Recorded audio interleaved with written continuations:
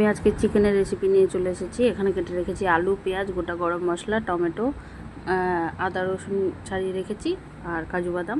আলুটা একটু ভেজে নিচ্ছি, ভেজে তুলে রাখছি। এরপর আমি মিক্সিতে দিয়ে দিচ্ছি আদা রসুন, টমেটো, কাজু, জিরে আর শুকনো লঙ্কা। তোমরা ঝাল যেমন খাবে তেমন দিবে।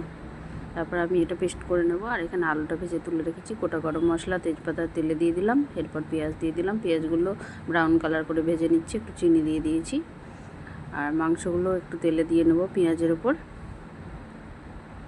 এবার নাড়াচাড়া করে নেব। হালকা ভাজা ভাজা হয়ে আসলে আমরা মশলার পেস্টটা রেডি করে রেখেছি, ওটা এবার এর মধ্যে দিয়ে দেব। দেওয়া হয়ে গেলে লবণ, হলুদ, ধনে গুঁড়ো, কাশ্মীরি লঙ্কার গুঁড়ো সব কিছু দিয়ে নাড়াচাড়া করে কষিয়ে নিচ্ছি। ঢাকা দিয়ে দিয়ে কষিয়ে নেবে। আলুগুলো দিয়ে কষিয়ে নেবে। দেখো মাংসটা কি সুন্দর হয়েছে দেখতে। তোমরা এইভাবে চিকেন বানাও। একটু আমাকে বলবে। গরম মশলা দিয়ে দিচ্ছি আর চিকেন কারি মশলা দিয়ে দিলাম। তারপর একটু ঝোলটা ফুটে আসলেই নামিয়ে নেবে। রেডি হয়ে যাবে চিকেন কষা। তোমাদের কেমন লাগলো একটু কমেন্ট বক্সে জানাবে। টাটা।